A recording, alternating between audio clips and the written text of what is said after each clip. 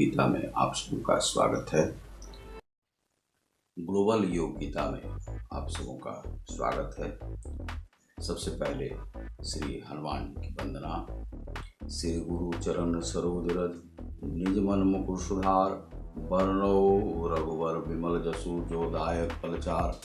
बुद्धिहीन तनु जानिके सुमिरो पवन कुमार, बल बुद्धि विद्या देहु मोहि हरहु कलेश विकार।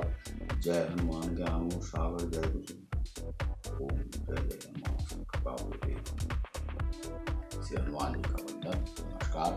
आज हम लोग तृतीय अध्याय का श्लोक 5 देखेंगे, जिसमें श्री भगवान वाच बहुनी में व्यतीतानि जन्मानि तब चार्जुन, तान्यहं वेद सर्वाणि ना त्वं वेत्थ परन्तप।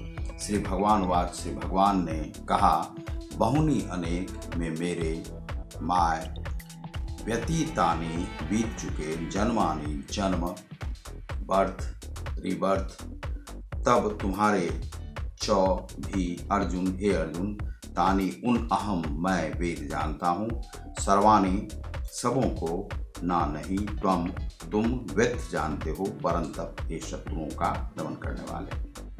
अर्जुन से कहा है कि तुम शत्रुओं का दमन करने वाले हो और तुम कई जन्मों से हमें जानते हो। श्री भगवान ने कहा, तुम्हारे तथा मेरे अनेकानेक जन्म हो चुके हैं, मुझे तो उन सब का स्मरण है, किंतु हे परंतप तुम्हें उनका स्मरण नहीं रह सकता है। यह श्री कृष्ण ने उनसे कहा है कि अर्जुन से कि तुम नहीं जानते हो कि तुम्हारा जन्म कब कब हुआ, पिछले जन्म का नहीं जानते, लेकिन मैं सारे जन्मों को जान सकता हूँ, क्योंकि मैं आत्म साक्षात्कार एक पुरुष हूँ। मैं कहाँ कहाँ रहा और भविष्य से लेकर भूत तक को मैं जानता हूँ, और यह योग से संभव है, और वे महान योगेश्वर हैं श्री कृष्ण। तो इस प्रकार से उन्होंने कहा कि हम सब कुछ जानते हैं। Shri Krishna is the great Yogeshwar and योग पुरुषा, and he knows everything about the world and universe. He knows everything about the past and about the future and what is going on in this present time. So he says, Arjun, you don't know everything, but I know everything in this world, in past, and everything in going on will be going on in the future. So this is the different between Krishna and different between Arjuna. And next ashloka, अजो अपि सन्निव्ययात्मा भूताना मीश्वरो अपि शन प्रकृतिम स्वामधिष्ठाय संभवा म्यात्म मायया। अजह अजन्मा, अपि तथापि, सन होते हुए, अव्ययम अविनाशी आत्मा शरीर, भूतानाम जन्म, संभवापि मैं अवतार लेता हूँ, आत्म माया अपनी अंतरंगा शक्ति से। इसका अर्थ प्रभुपाद महाशय ने क्या कहा है? यद्यपि मैं अजन्मा तथा अविनाशी हूँ और यद्यपि मैं समस्त जीवों का स्वामी हूँ, तो भी प्रत्येक युग में मैं अपने आदि दिव्य रूप में प्रकट होता हूँ। अर्थात मैं अजन्मा और अविनाशी हूँ।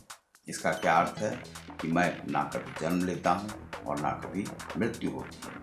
और यद्यपि मैं समस्त जीवों का स्वामी हूँ, समस्त जीवों योगेश्वर हूँ, और तो भी प्रत्येक युग में मैं अपने आदि दिव्य रूप में प्रकट होता हूँ। प्रत्येक युग में श्री कृष्ण प्रकट होते हैं।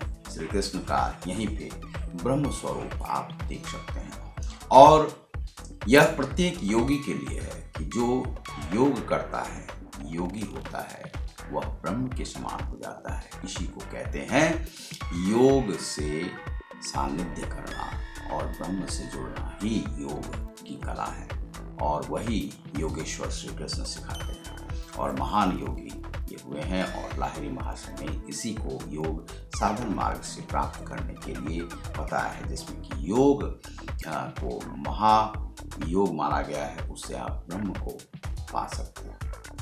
Here Sri Krishna says to Arjun that Arjun, you are the immortal person and your soul is also immortal. I am also immortal and I am also do not take any birth in this world, but take a birth in every yuga and every era, as Satyuga, Kaliyuga and कलयुग में उन्हें एक अवतार लेना है कल्कि का, और जो अभी नहीं हुआ है, ऐसा माना जाता है कि कल्कि का अवतार वे लेंगे। तो उन्होंने यहाँ पर कहा है कि मैं अजन्मा हूँ, अविनाशी हूँ और समस्त जीवों का स्वामी भी हूँ। We are the master of every thing and every soul, and we take birth in every era. This is the English meaning of this sloka. So thank you very much. And the explanation in the two sloka, these are the explanation कि श्री कृष्ण ने कहा है कि हम birth नहीं लेते हैं, अविनाशी हैं, यानी कि मरते नहीं, इटर्नल हैं, और यह योग से संभव हो सकता है किसी भी पुरुष के लिए। यह क्रिया योग के माध्यम से लाहिरी महाशय ने भी कहा है कि जो साधन को करने वाले व्यक्ति हैं उन्हें योग के माध्यम से ये सभी चीज़ें प्राप्त हो सकती हैं।